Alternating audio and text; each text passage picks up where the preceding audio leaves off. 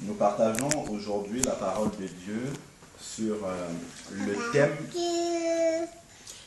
central, important de la Bible, qui est celui de l'adoration.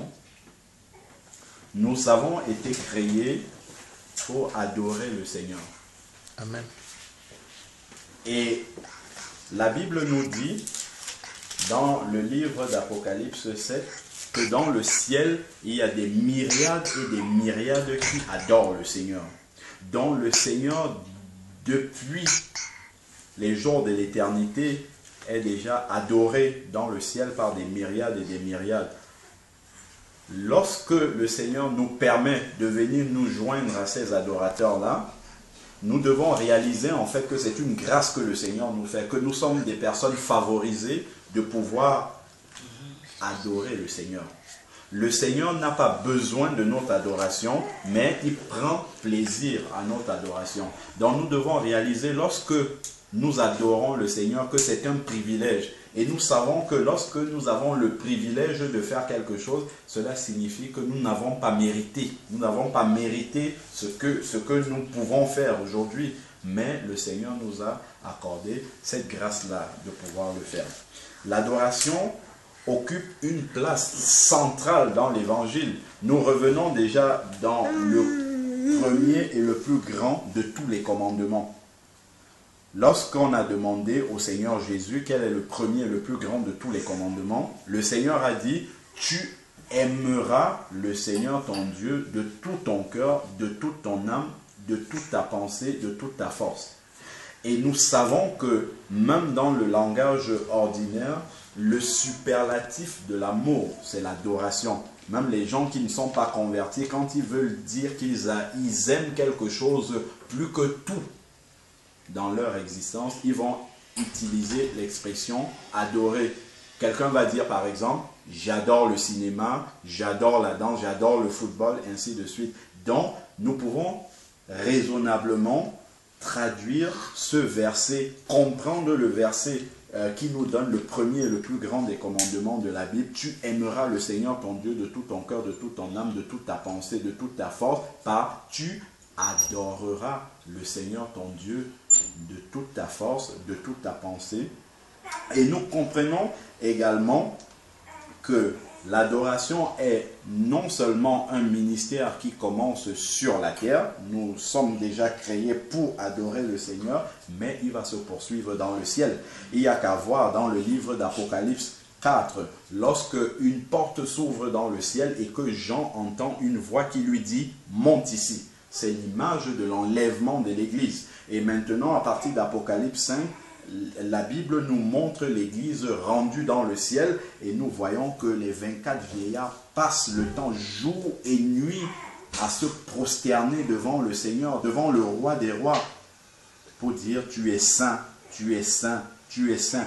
Jour et nuit, nous réalisons que même dans le ciel, c'est l'adoration qui est le ministère le plus important dans le ciel. Tu adoreras le Seigneur ton Dieu de tout ton cœur, de toute ton âme, de toute ta pensée. Je prends par exemple Apocalypse 5. Oui, Apocalypse 5. Ce livre-là est plein de beaucoup de révélations à propos de l'adoration céleste. Et je le disais tout à l'heure également, qu'il faut comprendre les différents niveaux en fait, parce qu'on ne peut pas arriver dans l'adoration comme ça de manière totalement non conduite par le Saint-Esprit.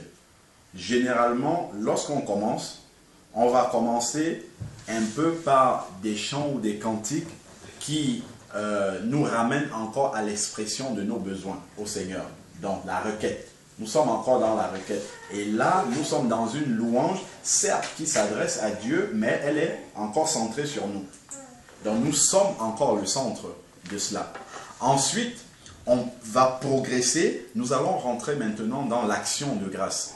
Dans l'action de grâce, nous sommes dans la reconnaissance par rapport aux bénédictions que le Seigneur nous a accordées. Donc, nous disons merci au Seigneur, mais pour les bénédictions qu'il nous a accordées. Donc nous sommes encore, en fait, le but de l'adoration. Nous sommes encore partie prenante de cette adoration-là. Mais le summum, alors là je dirais même de la louange, mais le summum c'est l'adoration véritable. Et quand on parle d'adoration, nous avons vu dans le plus grand commandement, tu adoreras le Seigneur ton Dieu de tout ton cœur, de toute ton âme, de toute ta pensée. C'est-à-dire qu'il n'y a plus que Dieu qui existe.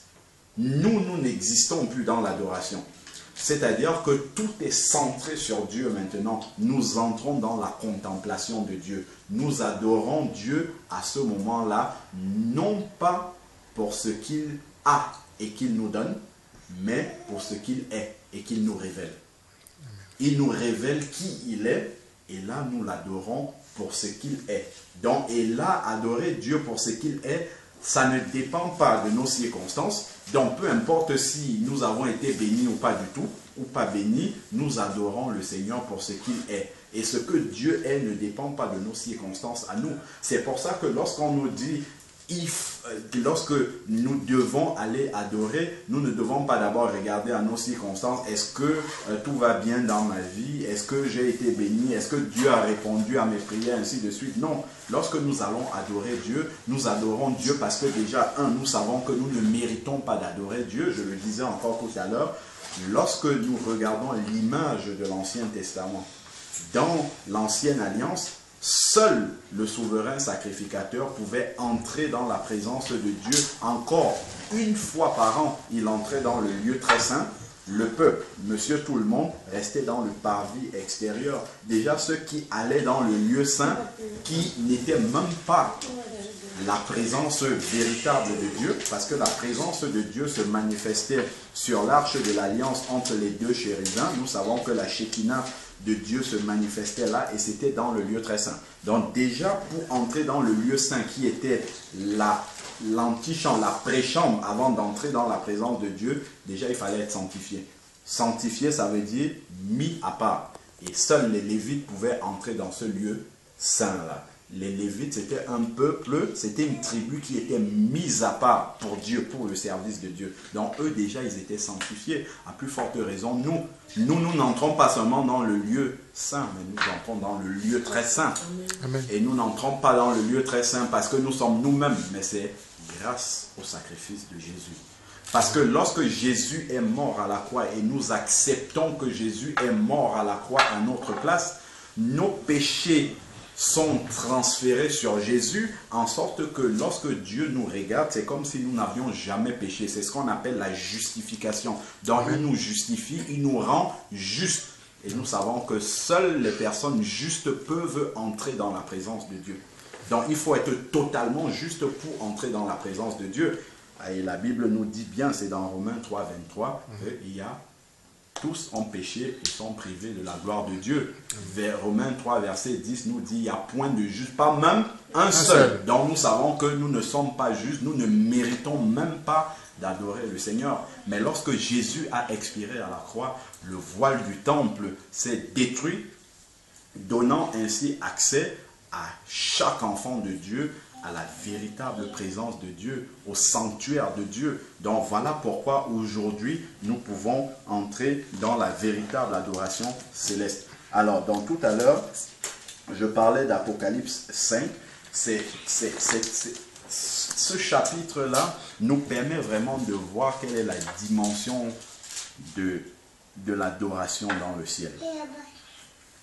Et nous savons que lorsque le Seigneur nous sauve, au moment, à l'instant même où nous acceptons Jésus comme Seigneur et Sauveur, Jésus nous justifie, il nous pardonne et il nous justifie à ce moment-là. Normalement, nous pouvons aller au ciel déjà, puisque nous sommes totalement purs. Mais Jésus nous laisse encore sur la terre, parce que non seulement il y a le travail d'évangélisation, ainsi de suite, mais Jésus a deux programmes. Le premier programme, c'est de sauver ceux qui sont là, mais la transformation également, la préparation pour le ciel. Donc on a besoin d'être préparé pour entrer dans le ciel. Nous avons besoin, et l'adoration fait partie de cette préparation-là. Puisque l'adoration, c'est un ministère qui commence sur la terre et qui se poursuit jusque dans l'éternité. Donc nous avons besoin de rester là sur la terre pour nous préparer déjà à ce que nous allons vivre dans la présence éternelle de Dieu. Nous avons besoin de nous préparer pour cela. Amen. Amen. Donc nous allons lire maintenant. Amen.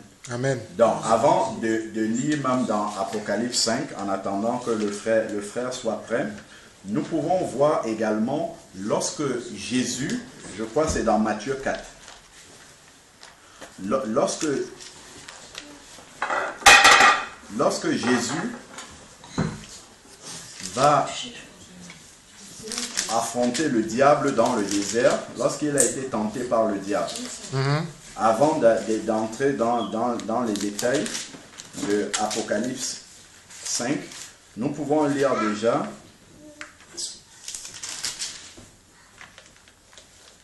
dans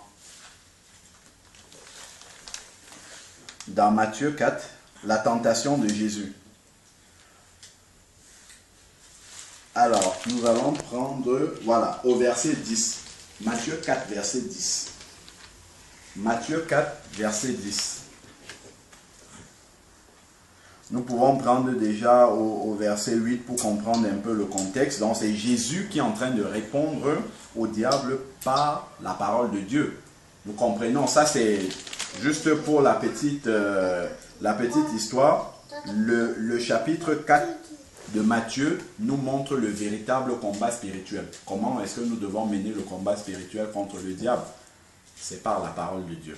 Le diable va essayer de nous entraîner dans la séduction par la parole de Dieu, prise hors de son contexte, mais nous devons aussi lui dire, il est aussi écrit. Donc un enfant de Dieu qui va être vainqueur du combat spirituel, c'est un enfant de Dieu qui est rempli de la parole de Dieu. Il doit être absolument rempli de la parole de Dieu pour pouvoir triompher sur le diable. Et c'est ce que Jésus avait ici comme puissance. En tout cas, il a une puissance tellement infinie, mais il manifeste surtout la puissance de la parole dans ce combat spirituel-là. Alors, au verset Matthieu 4, verset 8, le diable transporta encore sur une montagne très élevée. Le diable le transporta Jésus encore sur une montagne très élevée, lui montra tous les royaumes du monde et leur gloire. Et lui dit, je te donnerai toutes ces choses si tu te prosternes et tu m'adores. Ça, c'est très très intéressant ce passage. On va faire une petite parenthèse. C'est très très intéressant. Qu'est-ce que le diable réclame à Jésus? L'adoration. L'adoration. Nous savons que dans le monde spirituel dans lequel nous vivons, il n'y a que deux royaumes. Le royaume de Dieu et le royaume de l'autre. Si nous n'adorons pas Dieu, nous adorons forcément l'autre. Nous partagions encore dernièrement dans la veillée de prière, et je disais à une sœur, quand tu es en train de danser par exemple, nous voyons David adorer le Seigneur en dansant.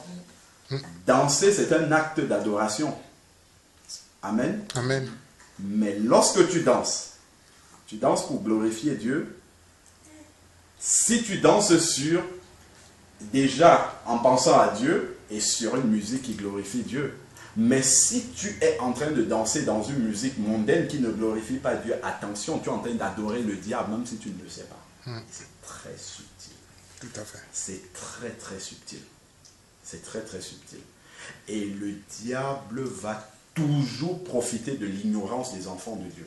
Et ça a vraiment éclairé la sœur. Ça a été vraiment comme une lumière qui est venue, parce que la sœur, elle est convertie, mais elle n'avait pas encore compris que la musique du monde, elle doit la mettre de côté. Elle est rentrée chez elle, elle a vidé son disque dur de toute la musique du monde. Parce que Dieu est tellement jaloux qu'il ne se mélange pas. Il n'accepte pas de se mélanger. Je crois que c'est dans Ézéchiel 11 qu'on voit la Shekinah de Dieu lorsque les Israélites ont commencé à ramener les idoles dans le temple. La Shekinah est partie du temple. Parce qu'on le lit encore c'est dans 2 Corinthiens 6, au verset 14, jusqu'au verset 16, où il nous est dit, est-ce que l'Esprit de Dieu peut cohabiter avec l'esprit des idoles? Dieu ne cohabite pas avec les esprits des idoles, avec les idoles. Dieu ne cohabite pas du tout. L'Esprit de Dieu qui est en nous ne cohabite pas avec les idoles. D'ailleurs, d'où le chrétien véritablement né de nouveau, qui a l'Esprit de Dieu en lui, ne peut pas être possédé par un démon. Ça, c'est entre parenthèses. Parce que le démon ne peut pas vivre en lui en même temps que l'Esprit de Dieu. Ce n'est pas possible. Ce n'est absolument pas possible. Un démon ne peut pas vivre à l'intérieur d'un chrétien. Ça ne veut pas dire que le démon ne peut pas essayer d'attaquer le chrétien, mais de l'extérieur. Mais il ne peut pas vivre à l'intérieur du chrétien, alors que le chrétien est le temple même du Saint-Esprit. Ça, c'est pas possible, c'est pas biblique ça. Bon, ça c'était simplement une parenthèse. Donc, le diable, Matthieu 4, au verset 8 et 9, surtout le verset 9, le diable réclame notre adoration. N'oubliez pas, 1 Jean 5, 19 nous dit que le monde est entre les mains du malin. Amen. Amen. Donc, le monde est entre les mains du malin. Donc, si nous ne sommes pas lucides, si nous ignorons la parole de Dieu, nous pouvons adorer le diable sans le savoir. Et le diable, il est content. Il est content parce que, regardez dans le livre de Job, je viens de me promener par-delà la terre pour observer. Ben, c'est comme ça que le diable fait. Le diable, il est là, surtout les chrétiens qui sont sérieux. Qui sont sérieux avec la parole de Dieu, le diable n'est jamais loin. Dès que tu tombes, il va dire, Seigneur, regarde, puisqu'il est là-bas pour nous accuser, il va dire, regarde ton enfant, celui que tu appelles ton enfant, regarde ce qu'il fait. Il est en train de m'adorer. Tu dis que ce sont tes enfants, mais il est en train de m'adorer. Regarde tes enfants qui sont en train de danser sur la musique mondaine. Ils ne s'en rendent même pas compte. Pourtant, ils ont ton esprit. Normalement, avec le discernement de l'esprit qu'ils ont, ils devraient comprendre qu'ils ne doivent pas faire cela. Amen. Amen. Donc, le diable réclame notre adoration. Si, Jésus l'a dit, si j'ai été traité de cette façon-là, vous aussi, vous serez traité de la même chose. C'est Matthieu 10, le serviteur n'est pas plus que son maître. Il faut que le serviteur soit traité comme son maître. Donc, si le diable a réclamé l'adoration de Jésus, il réclame aussi notre adoration. Dans tout ce que nous faisons, le diable réclame aussi que nous l'adorons. Et pour les enfants de Dieu qui sont vraiment sérieux avec la parole de Dieu, c'est par la ruse que le diable va procéder.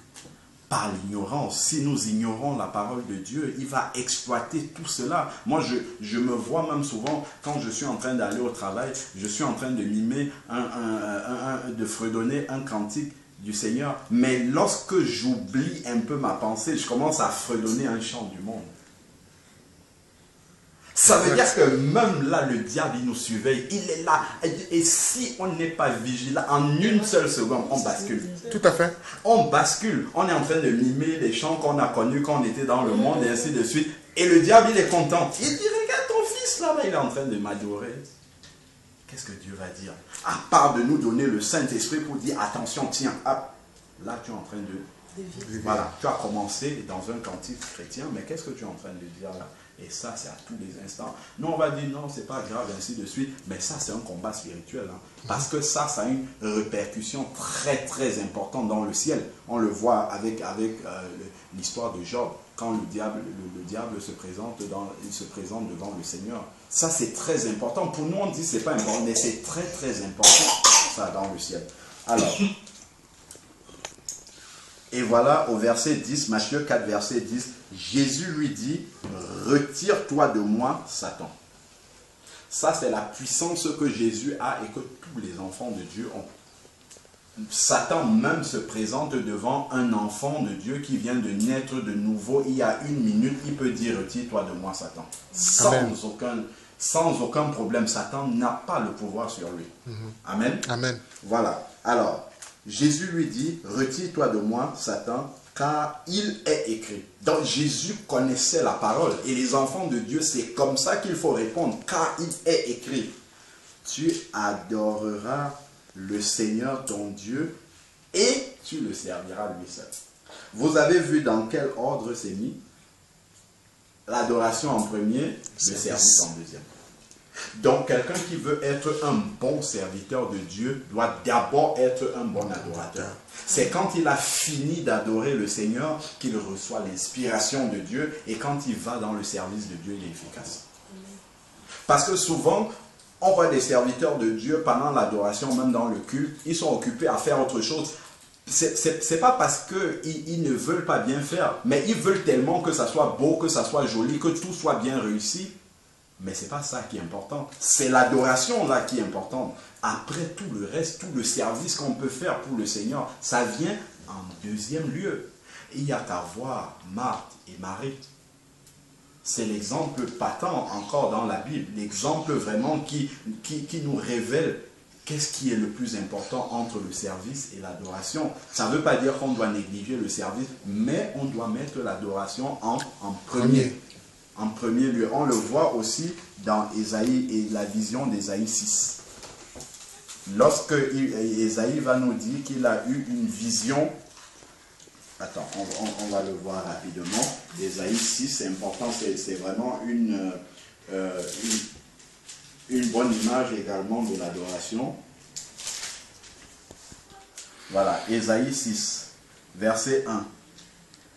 L'année de la mort du roi Osias, je vis le Seigneur assis sur un trône élevé.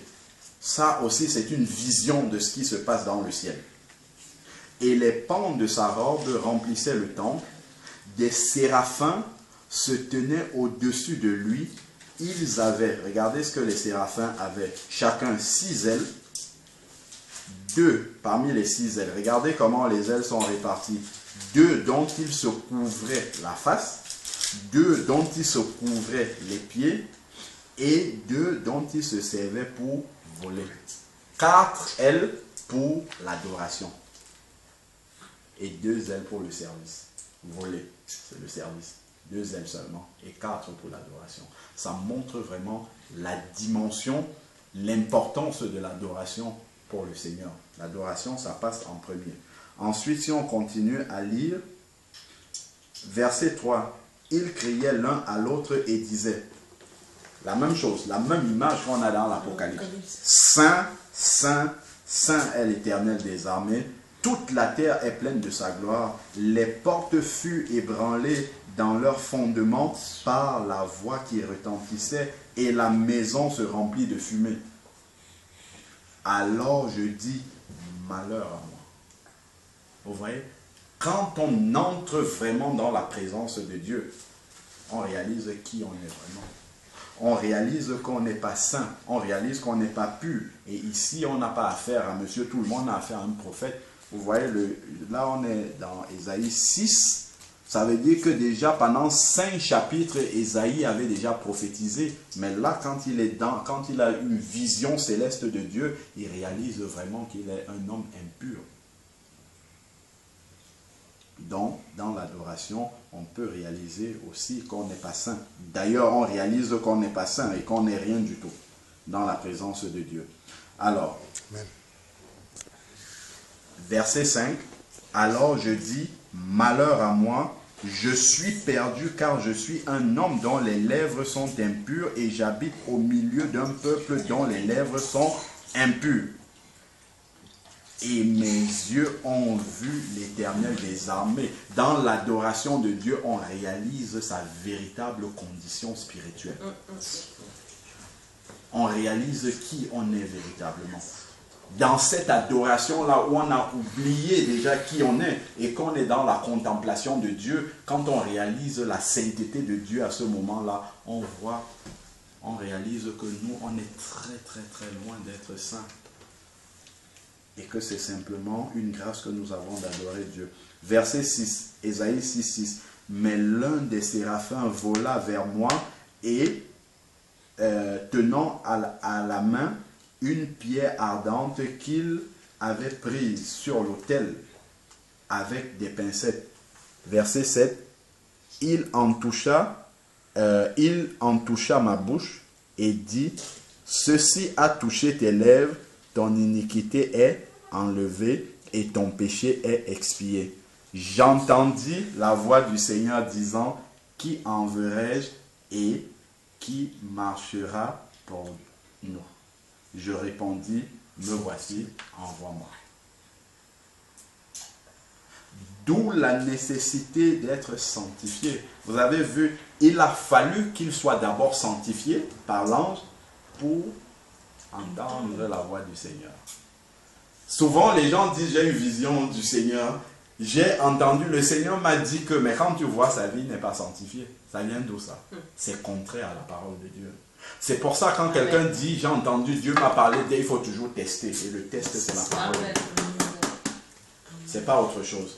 Il ne faut pas simplement être émerveillé comme ça quand quelqu'un dit, oh Dieu m'a parlé, Dieu a fait ci, Dieu, j'ai une vision. Non. Est-ce que la vision, est-ce que ce que tu as reçu, est-ce que ça vérifie, ça passe le test de la parole de Dieu? Le Seigneur va nous dire, c'est dans Matthieu 7, que l'arbre se reconnaît par...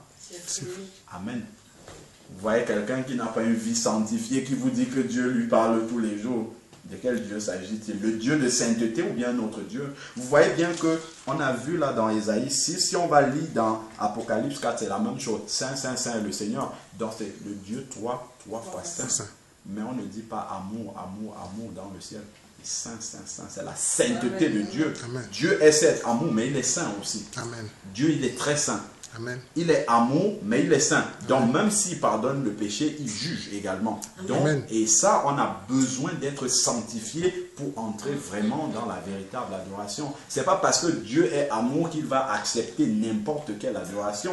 On a parlé tout à l'heure de Nadab et Abihu qui ont amené le feu étranger dans la présence de Dieu. Ça, c'est l'image d'une fausse adoration. Parce qu'on peut aussi venir dans une fausse adoration. Souvenons-nous que Jésus dit aux pharisiens, ce peuple m'honore des lèvres, mais son cœur est loin de moi.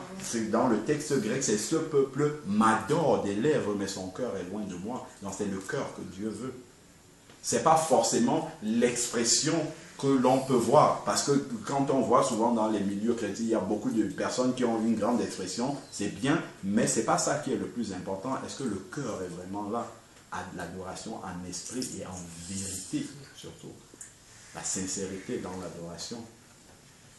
L'adoration peut être une abomination devant Dieu si ce n'est pas une vraie adoration. On a vu le cas de Nadab et Abihu où Dieu a frappé immédiatement. Il n'a pas averti, il a frappé tout de suite.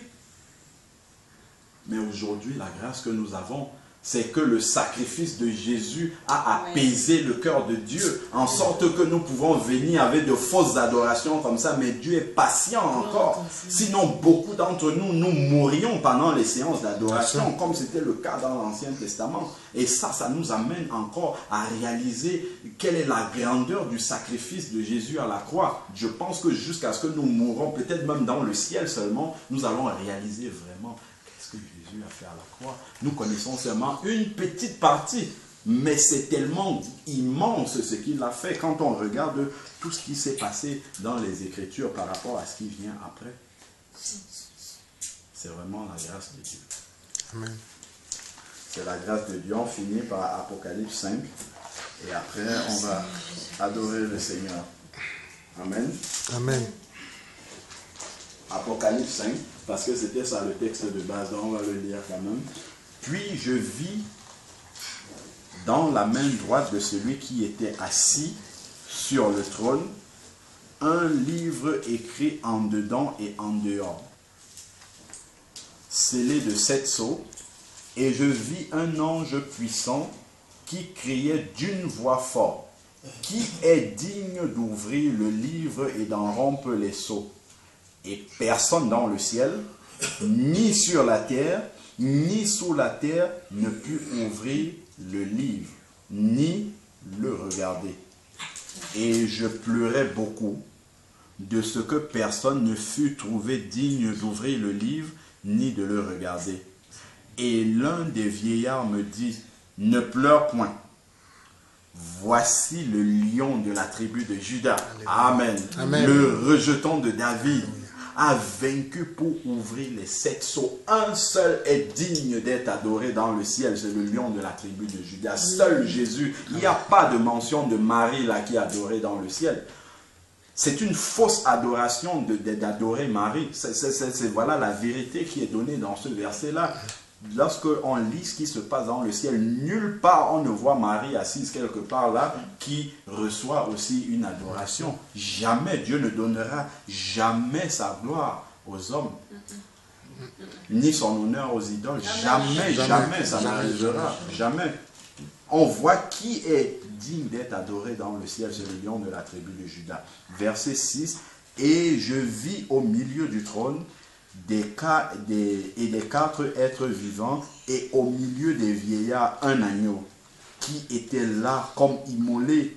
Et il avait 7 cornes et 7 yeux qui sont les 7 esprits de Dieu. » Vous voyez, dans le ciel, l'agneau paraît comme immolé. Donc même dans le ciel, le souvenir du sacrifice de la croix est toujours présent. C'est-à-dire que même là-bas, les enfants de Dieu ne doivent pas oublier que s'ils sont là, c'est grâce au sacrifice à la croix. Voilà pourquoi Jésus garde les marques de la croix sur lui jusqu'à ce qu'il paraisse dans les nuées des cieux. Dans Zacharie 14, on voit quand Jésus arrive, Zacharie 12 et Zacharie 14, quand ses pieds se posent sur le mont des Oliviers, la Bible nous dit que les Juifs ont reconnu celui qu'ils ont percé, dont les marques sont restées là 2000 ans durant, et plus peut-être, les marques seront toujours là, pour nous rappeler que, attention, vous êtes dans le ciel, c'est bien, mais vous êtes là grâce au sacrifice de la croix. L'agneau paraît comme immolé. Ça c'est très important, même dans le ciel, le sacrifice de la croix est toujours le souvenir du sacrifice de la croix est là. Verset 7. Il vint et prit le livre de ma main, de la main droite, et celui qui était assis sur le trône.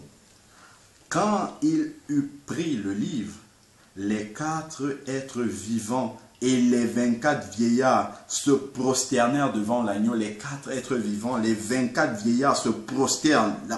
La prosternation, c'est un acte d'adoration. Se prosternèrent devant l'agneau, tenant chacun une harpe et des cordes et des coupes d'or remplies de parfums qui sont les prières des saints. Et ils chantaient un cantique nouveau. Vous voyez, les 24 vieillards, les 4 êtres vivants dans le ciel sont en pleine adoration. Ils chantent un cantique nouveau en disant: tu es digne de prendre le livre et d'en ouvrir les sceaux, car tu as été immolé et tu as racheté. Je vais commenter cette partie-là. Juste avant de continuer, ils chantaient un cantique nouveau. Nous devons comprendre aussi que notre adoration est inspirée du Saint-Esprit. Puisqu'on dit qu'on adore le Seigneur en esprit et en vérité. Donc c'est le Saint-Esprit qui vient inspirer notre adoration. Lorsque on commence à adorer le Seigneur avec des cantiques que nous connaissons. Ce sont des frères, des sœurs qui ont composé ces cantiques-là, qui étaient sous l'inspiration du Saint-Esprit au moment où ils ont composé ces cantiques. Mais nous aussi, lorsque nous chantons, nous sommes sous l'inspiration du même esprit, puisqu'il y a un seul esprit qui est l'Esprit de Dieu. Amen. Et à ce moment-là, nous ne devons pas seulement rester sur l'inspiration qu'eux, ils ont eue. Ça nous sert simplement de point de départ, mais après nous nous approprions ces cantiques-là et nous chantons avec nos propres mots. Amen. Ça devient des cantiques nouveaux. Amen. Ça, c'est un exercice que nous devons faire. Je commence à toi la gloire. Après, je continue avec mes propres mots. Je change les mots du cantique et je remplace par les mots que le Saint-Esprit m'inspire. À ce moment-là, là, on entre dans la vraie adoration. Si on répète simplement les paroles que les frères ont composées, les sœurs, lorsqu'ils étaient inspirés, on n'est pas encore, on n'est pas encore là où il faut. Voilà, là, dans ça on va même anticiper, c'est là où le baptême dans le Saint-Esprit joue alors un grand rôle. Parce qu'on commence maintenant à adorer le Seigneur, même dans de nouvelles langues. Dans les langues célestes qui parlent de Dieu, des mystères de Dieu que nous-mêmes on ne comprend pas. Parce qu'on peut chanter en langue aussi. Et quand là, c'est vraiment le sommet de l'adoration. Parce qu'en chantant en langue, en fait, c'est le Saint-Esprit qui directement inspire cette adoration-là. Parce que là, ce n'est même plus l'intelligence de l'homme. La Bible nous dit, c'est dans 1 Corinthiens 14, que lorsque je parle en langue, mon intelligence est stérile. Mon intelligence ne comprend pas. L'intelligence et l'intellect s'arrêtent. Et là, c'est l'Esprit de Dieu qui adore. C'est le sommet même de l'adoration. Donc, mais déjà, en français, on peut déjà essayer, nous exercer, lorsqu'on chante ces cantiques-là, à utiliser les mots que le Saint-Esprit nous donne. Ça, c'est très, très important. Et ça, c'est un exercice. Hein. C'est vraiment quelque chose qu'on fait. On commence, on demande au Seigneur de nous conduire, et c'est comme ça qu'on développe sa vie d'adoration. Parce que l'adoration, en fait, c'est un style de vie. L'adoration, ce n'est pas simplement quand on est réunis comme ça, c'est dans le métro, n'importe où, ainsi de suite. On adore le Seigneur à tout moment. Amen. Quel que soit ce qu'on est en train de faire, on peut être en train d'adorer le Seigneur. Et il faut qu'on prenne l'habitude de développer cela. Après, il y a beaucoup de fruits de retombées de l'adoration. L'adoration qui guérit les maladies, qui guérit la dépression, qui change l'humeur, et ainsi de l'adoration a des vertus incommensurables dans la vie du chrétien. Là, on ne parle même pas de ça, on parle simplement de comment est-ce qu'il faut faire l'adoration au Seigneur. Continuons rapidement. Donc, il chante un cantique nouveau. Nous devons toujours nous exercer pour que les mots que nous utilisons au Seigneur, qu'il y ait des mots inspirés directement par le Saint-Esprit. Ça, c'est important. C'est un effort qu'on doit faire dans l'adoration. Ensuite, donc, il chantait un cantique nouveau en disant « Tu es digne de prendre le livre et d'en ouvrir les sceaux, car tu as été immolé. » Une deuxième fois, on parle encore d'immolé. Vous avez vu, 2 fois déjà du sacrifice de Jésus dans le ciel. Et tu as racheté, regardez, pourquoi est-ce qu'on a été racheté? Et tu as racheté pour Dieu. Celui qui naît de nouveau, il ne vit plus pour lui-même, mais il vit pour Dieu. Toute sa vie maintenant est consacrée à Dieu. Par ton sang, des hommes de toute langue, de toute tribu, de tout peuple et de toute nation, et tu as fait d'eux. Voilà. Il nous a rachetés. Et qu'est-ce qu'il a fait de nous? Une fois qu'il nous a rachetés, déjà c'est pour Dieu. Donc, nous ne nous appartenons plus nous-mêmes. Nous ne vivons plus pour nous-mêmes, mais nous vivons pour Dieu. Et pour les autres. Pour aider les autres. Jésus nous le dit, le deuxième commandement, qui lui est semblable. Et tu aimeras ton prochain comme toi-même.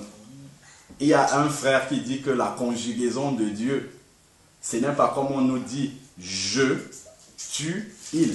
Vous voyez comment le monde déjà nous pervertit l'esprit. Je, tu, il. Ça veut dire quoi? Je, c'est quoi? C'est l'égoïsme. C'est d'abord moi en premier. C'est d'abord mon moi. Je pense d'abord à moi, ensuite toi et ensuite l'autre. Amen. Amen. Mais la conjugaison de Dieu, c'est il, tu, je. Il, Dieu, tu, mon prochain, et je, en troisième. Ça, c'est la conjugaison de Dieu. C'est il, tu, je. C'est pas je, tu, il. Ça, c'est le monde qui conjugue comme ça. Ça nous montre vraiment comment nous sommes formatés d'une certaine manière pour marcher à la manière du monde. Alors que Dieu nous dit autre chose.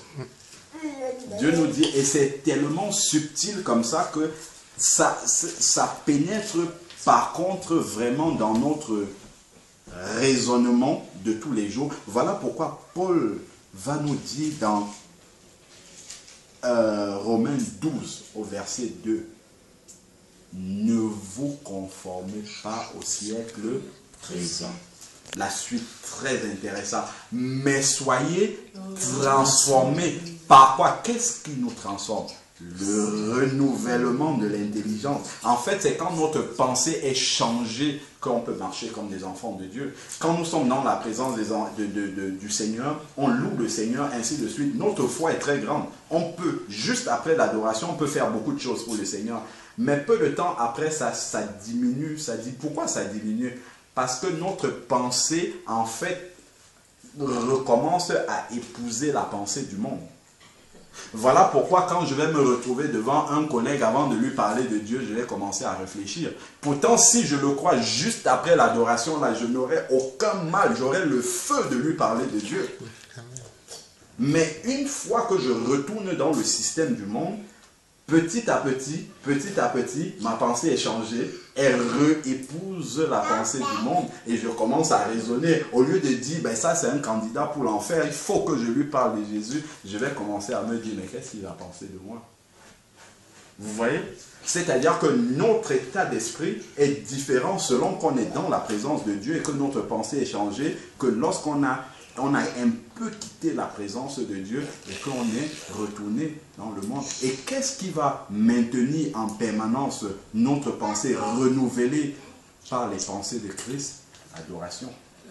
L'adoration, quand on est perpétuellement dans l'adoration, on dit les mystères de Dieu. Et quand on dit les mystères de Dieu, ça nous remplit. L'adoration, c'est une source de renouvellement. Ça nous remplit en sorte que lorsqu'on rencontre quelqu'un, ou peu importe ce que le Seigneur veut que nous fassions, nous le faisons avec zèle. Parce qu'on est chargé. Dans l'adoration, on charge nos batteries spirituelles. On est renouvelé. La foi vient, Romains 10, 17, la foi vient de ce qu'on entend, et ce qu'on entend vient de la parole de Dieu. Et quand j'adore, j'adore avec la parole de Dieu. Un bon adorateur, c'est quelqu'un qui est rempli de la parole de Dieu. C'est quelqu'un qui est rempli, vous voyez dans le livre des psaumes, les psaumes, pour beaucoup, étaient chantés dans le temple. En fait, on chantait les psaumes, dont la parole de Dieu peut être chantée.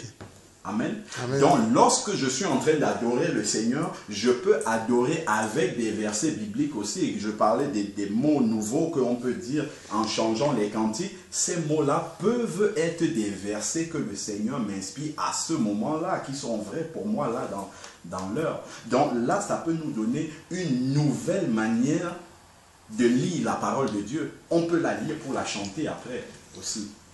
Et c'est une manière de la garder en nous pour qu'elle produise la foi. Donc l'adoration peut être un moteur de la foi également. Ce n'est même pas peu. L'adoration est un moteur de la foi également. De cette façon-là. Donc on voit qu'on peut partir vraiment très très loin avec l'adoration. Ça ne se limite pas simplement à la louange qu'on fait simplement comme ça par obéissance. Mais c'est un véritable moteur dans la vie du chrétien. Quand on sait vraiment quel est le rôle, quelle est la place qu'occupe l'adoration dans la vie du chrétien. C'est vraiment central dans la vie du chrétien. C'est pourquoi c'est un véritable combat spirituel. Pour que nous passions du temps dans l'adoration, le diable n'aime pas quand l'enfant de Dieu passe le temps dans l'adoration. Même déjà à titre personnel, le diable va toujours nous occuper pour que nous ayons juste 5 minutes pour prier vite fait. Mais passer du temps comme ça à adorer le Seigneur, le diable n'aime pas ça. Il ne veut pas ça parce qu'il sait qu'après, nous serons tellement chargés qu'on va être un danger pour lui. Mais nous devons faire comme la Bible nous dit, depuis le temps de Jean-Baptiste, seules les violences s'emparent du royaume de Dieu. Je vais adorer le Seigneur, je vais créer du temps pour adorer le Seigneur. Moi, j'essaye de le faire. C'est difficile avec le programme de la journée, mais même déjà en marchant à pied de la maison jusqu'à la gare de train, je passe de vrais moments dans l'adoration en marchant à pied. Exploitons tous les moments que le Seigneur nous permet d'être tout seul. Parce que si on veut seulement avoir un moment comme ça bien organisé, ben le diable va dire, soit c'est l'enfant qui est malade, soit c'est on doit aller prendre quelque chose, soit c'est les tâches ménagères, l'enfant pleure là-bas et ainsi de suite. On est tellement, il est très fort pour nous occuper comme ça, pourvu que nous n'adorions pas Dieu. On peut tout faire pourvu que nous n'adorions pas Dieu. Parce qu'il sait que, en fait, quand on n'adore pas le Seigneur, on commence, en fait, notre communion avec Dieu diminue. Et si nous ne sommes pas en communion avec Dieu, il sait que facilement, il va nous endormir comme ça. Parce que le diable, il a un plan spécifique pour chaque enfant de Dieu en fonction de sa communion personnelle avec Dieu. La manière dont il va attaquer un chrétien du dimanche, ce n'est pas la même chose qu'il va utiliser comme plan pour attaquer un enfant de Dieu qui est vraiment réveillé, qui marche avec le Saint, qui marche par l'Esprit tous les jours. Il va essayer toujours d'être plus rusé envers un enfant de Dieu qui, lui, marche vraiment dans l'obéissance et fait attention à sa marche. Il va utiliser des moyens humainement raisonnables pour que tu n'adores pas Dieu. Aller accompagner l'enfant à l'école, faire les courses de la maison, laver, aider, faire tous ces services-là, c'est important et c'est même obligatoire. Mais il va t'en mettre successivement pour que tu n'aies pas le temps pour adorer Dieu. Amen. Avec de bonnes raisons. Ce ne sont pas de mauvaises raisons. Il faut le faire. Mais il va organiser ton emploi du temps pour qu'il n'y ait pas de l'espace. Il faut aller travailler. Tout ça, c'est important. Mais il va tout faire comme ça en cumulant tout pour que tu n'aies pas le temps pour entretenir cette communion personnelle avec Dieu. Donc nous devons être encore plus rusés que le diable parce que nous avons l'Esprit de Dieu. Amen. Nous devons être plus rusés que le diable en exploitant toutes les secondes que nous avons où nous sommes libres. Il faut adorer Dieu, il ne faut pas perdre de temps. Et à ce moment-là, il ne faut pas se demander est-ce que je suis de bonne humeur, est-ce que non. Il faut adorer Dieu dès qu'on a du temps parce que c'est ça qui nous charge spirituellement. Quand les combats vont arriver, nous sommes prêts déjà dans la tête. Vous savez que le combat spirituel, ça se perd. C'est dans la tête. Hein. Le combat, c'est dans les pensées.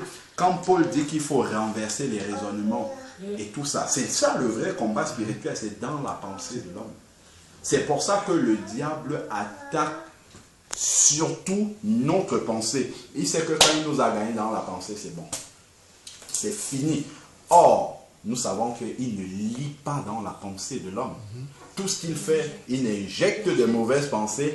Et en fonction de la manière dont tu réagis, il sait dans quel état spirituel tu es. Et il sait s'il doit actionner ou s'il faut qu'il aille encore réviser son plan et qu'il revienne avec un plan B pour toi. Si tu réagis d'une manière spirituelle, quand le diable t'injecte une pensée, il sait que celui-là, il est réveillé, il est sur ses deux pieds. Il faut qu'il aille préparer un autre plan, puisqu'il se déguise en ange de lumière. Donc il va revenir d'une manière beaucoup plus subtile. Et il faut faire attention, tout ce qui est sentiment, tout ce qui est relation de famille, d'amitié, tout ça, c'est tout ça que le diable exploite pour nous amener sur un chemin parallèle. C'est très très subtil de s'éloigner du chemin de Dieu. Hein.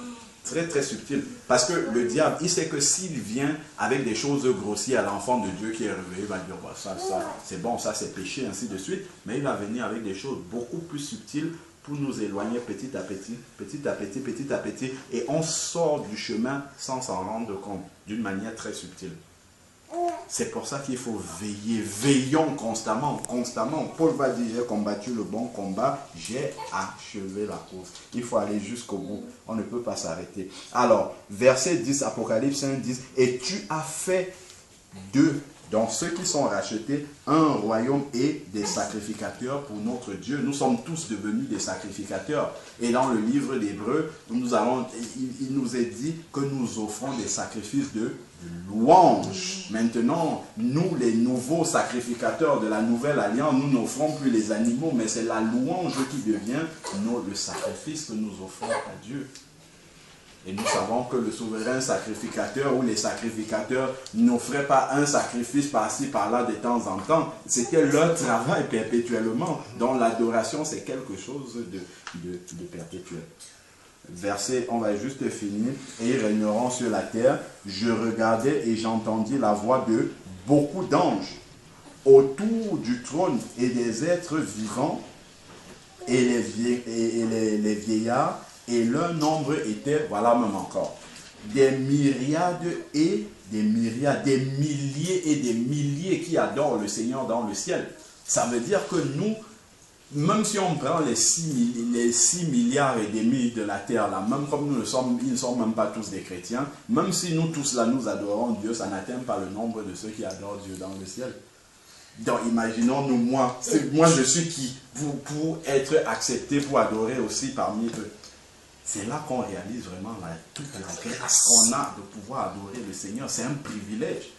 Quand on nous accorde un privilège, on doit en profiter. On doit vraiment en profiter. Qu'est-ce qui nous fait ne pas en profiter, vraiment réaliser que c'est une grâce? C'est le diable, c'est tout. C'est parce que le monde est entre les mains du malin. La parole de Dieu ne nous ment pas. Quand elle nous le dit, c'est une réalité, mais c'est spirituel. Et on ne le réalise pas souvent. C'est spirituel. C'est pour ça qu'on a une grâce incommensurable comme celle-là, mais le monde nous occupe tellement qu'on ne réalise pas cette grâce-là. On ne réalise pas que c'est un privilège. Autrement, on serait tout le temps dans l'adoration. Tout le temps. Tout le temps. Alors, on va juste finir la lecture, verset 12. Il disait d'une voix forte, l'agneau a été immolé et est digne de recevoir la puissance, la richesse, la sagesse, la force, l'honneur, la gloire et la louange. et les créatures qui sont dans le ciel, sur la terre, sous la terre, sur la mer, et tout ce qui s'y trouve, je les entendais qui disaient à celui qui est assis sur le trône et à l'agneau soit la louange, l'honneur, la gloire, la force au siècle des siècles. Et les 4 êtres vivants disaient Amen, et les vieillards se prosternèrent et adorèrent. Ce chapitre-là est fort en matière d'adoration. Là, on a un avant-goût du ciel qui peut commencer déjà, qu'on doit commencer sur la terre. On doit commencer à préparer ça sur la terre. Dernièrement, juste pour finir, une petite anecdote. Ma belle-mère, la maman de Linda, elle disait en fait qu'elle a réécouté la traduction de la prière du Notre Père dans sa langue, c'est en banjoun. Et en fait, quand il dit, nous disons que ta volonté c'est faite sur la terre comme au ciel, eux ils ont traduit ça, quand elle traduit mot à mot la prière, quand elle le lit en patois, quand elle traduit en français mot à mot, c'est donne-nous de te rendre un culte sur la terre comme te le rendent ceux qui sont dans le ciel. Ça c'est très fort. Amen. Donne-nous de te rendre un culte sur la terre comme te le rendent ceux qui sont dans le ciel. Amen. Amen. Alléluia.